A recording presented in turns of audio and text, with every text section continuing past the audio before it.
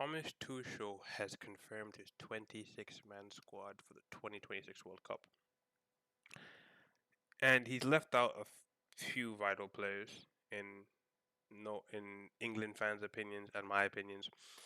Um, First to start off, Thomas Tuchel has spoke a lot about this squad in ways of he wants camaraderie, he wants togetherness, he wants a combined leadership in the squad, right? That's why certain players in this team have been picked. I still don't understand why they've been picked. Right? I'm gonna run through the squad and we're gonna get to more talking points in a second. But for three goalkeepers, he's picked Dean Henderson, Jordan Pickford, James Trafford. Calm, simple, right? He's picked Dan Burn, Mark Guehi, Reece James, Kwanzaa, Tino Livramento, Nico O'Reilly, Jarrell Kwanzaa, Jed Spence, and John Stones. In midfield, he's taken Elliot Anderson, Jude Bellingham, Eberechi Eze, Jordan Henderson, Kobe Mainu, Declan Rice, Morgan Rogers, and his forwards are Anthony Gordon, Harry Kane, Noni Madueke, Marcus Rashford, Saka, Ivan Toney, and Ollie Watkins. That's the 26-man squad that he has picked. I decided to drop this team in the full JLA tactics. If you want to use it, go look at JLA's channel. It's very good. It's calm, right? But one of the key words that Thomas Tuchel used was he believed the spirit and the brotherhood in this squad will be the key, right? He's using keywords like brotherhood. He's using keywords like spirit. He wants to go with a team that is very combined and together, right? Another quote that he said is, everything I know and I've heard about international football is that it's about team and the chemistry, right? Let's break that one down. He wants to bring people that are less drama in a sense, right? He wants people that know each other. He wants leaders. He wants certain people that have won things, have pedigree, have leadership over younger players or other players. That there is this smooth, calm relations of just brotherhood, as he said, right? One of the quotes I want to highlight that I've been reading through is this one. Players feel the love and the trust of their coach.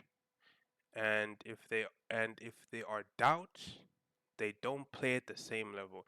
In the end, it comes down to that: who do they really trust? Who creates a culture, especially from September onward? Who sets the standards and who were the leadership group? And I think this is why certain players got picked up, right?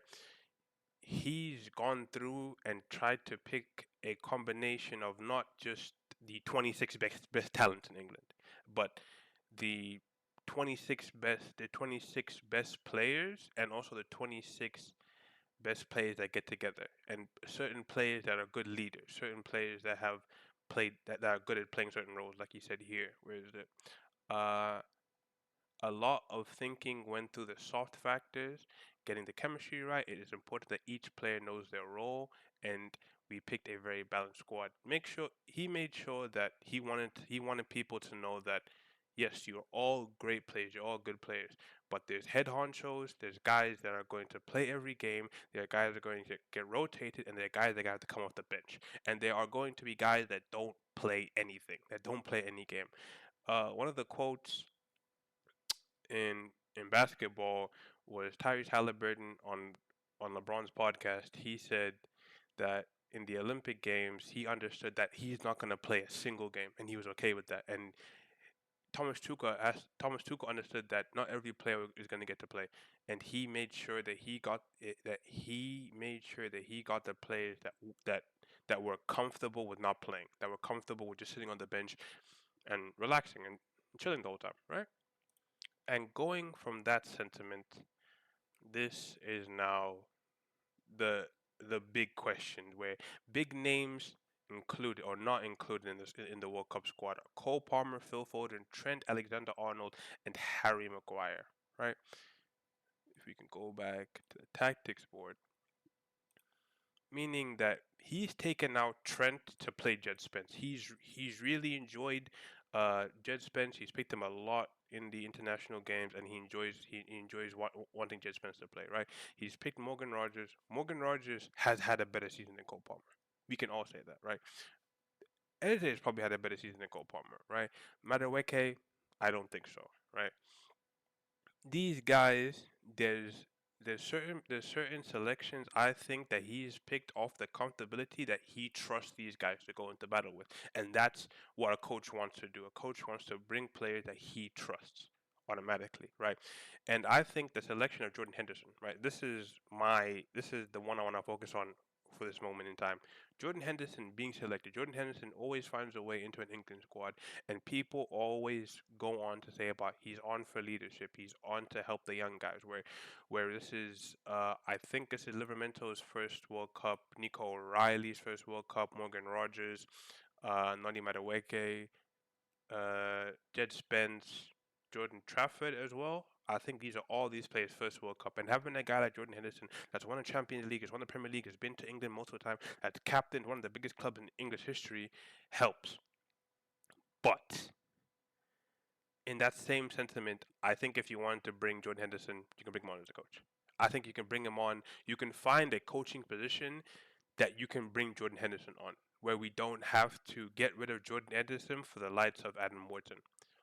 Because in the harshest sense of, let's say he picks a double pivot of Elliot Anderson and Declan Rice, and let's say for sake, Declan Rice gets injured, he can't play, and Kobe Mainu has to start, and now you're in a double pivot of Elliot Anderson and Kobe Mainu. Your third center back that has to, your third center mid that has to play games is now Jordan Henderson, right? Instead of him being in a coaching position and giving Adam Wharton that position, giving Adam Wharton that chance in case Declan Rice or another player gets injured, it's now Jordan Henderson, right?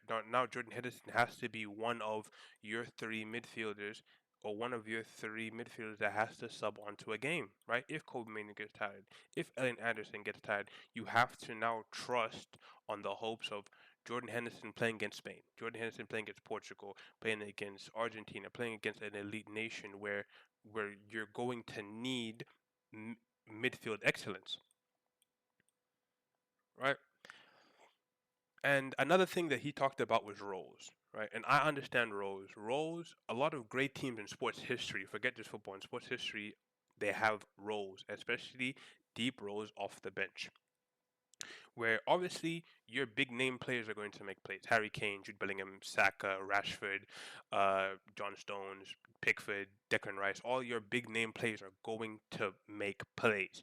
But it's who comes on the pitch when your big name players are going to make plays. Now it's Noni Madueke, now it's Anthony Gordon, right? Instead of it being an X factor like Cole Palmer, for instance, right? And I've been a guy that's kind of looked down on Cole Palmer's performance because at the peak of Cole Palmer, I loved Cole Palmer. I loved Cole Palmer. I still think he's an excellent footballer, but at the peak, he was one of the best. But now that he hasn't been playing good, I understand why you don't pick him because he's not in good form, and you probably don't trust, and you probably don't believe in his mental or whatever, right? Or whatever Thomas Tuchel doesn't pick Cole Palmer for. But Cole Palmer has shown, right, in clutch moments, he's a cold-blooded killer. Cold-blooded killer. His first game at Chelsea scores a pen against his old club, right? In a Euro finals, gets subbed on and scores to equalize the game at the time, right? Cole Palmer has shown clutch plays, and clutch players and clutch forwards are needed in big games, right? To go back to the point where I was talking about different role players off the bench, Cole Palmer isn't brought on to play or won't be on the squad to play 90 minutes. That's Jude's job. That's Eze's job. You know what Cole Palmer is brought on for? A stroke of brilliance, right? Cole Palmer, in a sense, if you're a basketball fan, is like a Sean Livingston. He's coming on to score buckets.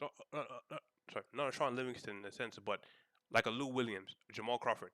He's coming on the pitch. He's coming on the pitch or the court to just score buckets. That's it. To make plays, to be brilliant. Manu Ginobili type. He's a part of the big three, but he's not going to start. But you know what? We know his impact's going to be arguably top three, top four on the team because of how technically brilliant he is, right? Because if you're in a game against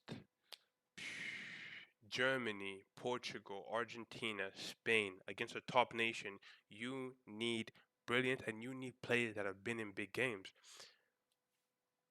You can't convince me that Cole Palmer isn't can't win you a game and Nani Madueke can or Anthony Gordon can. These players can't win you a game, right? These players obviously they serve a role as Rashford's backup or Saka's backup, but when these guys get tired, these guys are now your focal wingers, right? And obviously, yes, yes, he just pace, right? Just pace, right? Against tired legs, he's gonna sprint his mind out. He's also gonna sprint his mind out. But this guy, you can play him here, you can play him here, you can play him across the front three, and even if you wanted to, you can say F it and play him striker. And not bringing Cole Palmer is very confusing to me. And another selection that I'm very confused about is the fullbacks. He's picked four fullbacks of Nico O'Reilly, who, in my opinion, obviously should play. Tino Livramento obviously should play. Reece James, yes. Jed Spence, yes. He's picked Jed Spence because of how Jed Spence has played and how much he enjoys Jed Spence, right? And he believes and trusts in Jed Spence. But this is the second best fullback that's played in the Prem, or sorry, the second best left back that's played in the Prem this season, and you're not giving him a chance to play Livramento at left back when he's primarily right back, right? And let's say, for example, in the same Jordan Henderson sentiment that he does, or not Jordan Henderson, that Declan Rice or Elliot Anderson does get injured and they can't play, you can try Nico O'Reilly at full. You can try Nico O'Reilly in the midfield, and if you do have Lewis Hall, you now have a more natural left back instead of playing a right back at left back, and now you can have Livramento fill in for both positions, right? You can have Livramento fill in for both positions, right? It would have been nice if maybe they had a center back that could fill into those positions, but they don't. But like some of the selections where I'm like, these players have shown such great form and such great play over this season that I understand you want camaraderie, you want brotherhood, and you want a chemistry, right? And you want leaders, but sometimes you have to throw the leadership out the way to get match winners, right? Because I like seeing the World Cup in the sense of NBA playoffs. You need game winners. Obviously, NBA playoffs are seven games, and World Cup is one knockout. But you need match winners. You need game winners. You need someone that can win you a game by themselves, right? You need someone that can come off the bench and give you 30 and give you 40, right? And Cole Palmer can't do that. Cole Palmer can come on and win you a game by himself. Lewis Hall in the sentiment can't, but Lewis Hall has shown that he's good enough that he can help you win a game by himself. Elliot Anderson can control the midfield to Elliot Anderson control the midfield good enough to where you're going up against the likes of Portugal, up against the likes of Spain, Argentina, Germany, a top team that he doesn't seem technically flawed compared to his counterparts to a such drastic extent, right? To where if Jordan Henderson is in there, Jordan Henderson is much slower. Now Jordan Henderson has to go and man mark Pedri, has to go and man mark Rodri, Juan Neves, Bruno Fernandes, Vitinha. And it's like, I don't want to put I don't know how old Jordan Henderson is, 38. I don't know. I don't want to go and put Jordan Henderson in that position when we could have picked Elliot Anderson, or they could have picked Elliot Anderson, right? Obviously. Is the squad? No. You put in Jet Spence. Right? Because he's picked players that are shown as role players. Ivan Toney. Ivan Toney is a penalty specialist, right? Ivan Toney in the last Euros, him, who is it? It was him, it's Cole Palmer, it's Jude, it's Trent. Where's Trent? Did I put Trent on this? Ah, I didn't put Trent. But Trent's another player as well. Hold up, let me add Trent to this. We added Trent. But yeah, it was Cole Palmer, Trent, Ivan Toney, Jude, right? These are players that got you through a penalty shootout. And more than likely, you might end up in a penalty shootout. And having a cold-blooded killer like Ivan Toney, like Cole Palmer, like Trent, people that have been in big positions in big games that are comfortable with probably not playing a lot of the game and coming on and saying you're being subbed on to win us a penalty shootout. And people that say, "Oh, you shouldn't put that on a player." No, Ivan Toney isn't Sacco or Sancho or Rashford from the Euros 2020. He's not a kid. He's 30. Cole Palmer isn't a kid. Jude isn't a kid. Guys being subbed on to score penalties for your nation. Obviously, it's a lot of pressure, but these aren't kids. These are professionals. These are cold-blooded killers that got selected to the England 26-man squad. And when they've been asked to perform, they should perform at the highest caliber that they can, right? And also going back to that same sentiment, now that I've added him and I've kind of forgot, Trent's a match winner. Trent has something that not a lot of either fullbacks and players on this team have: the passing range to kill a team by himself, right? With running in behind of Rashford, of Saka, or even Jude late in the box, Trent will find these guys. Obviously, Reece James, yes, top right back, but Reece James injuries, all that stuff. But Reece James is still a not an elite passer like Trent, where his passing brilliance changes a game by himself, right? And Trent is the fullback where I think I understand why you don't pick Trent, but I also he's a match winner. Like the plays he's left out are match winners, right? Phil Foden not being picked is a shock of name value. Yes, it's Philip Foden, right?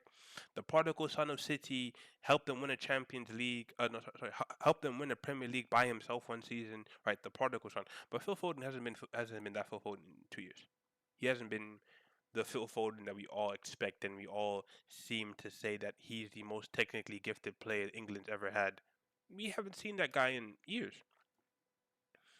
right? And who was it? Lias. I was watching a Lias video. Lias broke it down nicely. I think Phil Foden needs this break. I think he needs this break for a mental reset to say, I'm gonna forget about football, or not forget about football, but I'm going to not have the stress of playing for my country and failing because Phil Foden has had the chances of playing left, playing as cam, playing in the playing on the right. He's had the chance to cover the whole front three. Now, Phil Foden, chill, right? Chill. You have to go win back your spot at City from Turkey before you end up coming back to England, right? And I understand that he's probably thinking, and he probably thought the same way, that Phil Foden's had so many chances, but Cole Palmer hasn't had 46 chances for England, right? And the chances he has had for England, you can't tell me he's been played worse than Noni Madueke or Anthony Gordon, right? You can't tell me he has, because again, the key word of this whole video, he's a match winner. He wins you big games, right? Games where Kane might not score, or Ollie Watkins might not score, or Jude can hit the back of the net. Cole Palmer can come on and win you a game, right? And the last player I want to talk about in this video is Harry Maguire.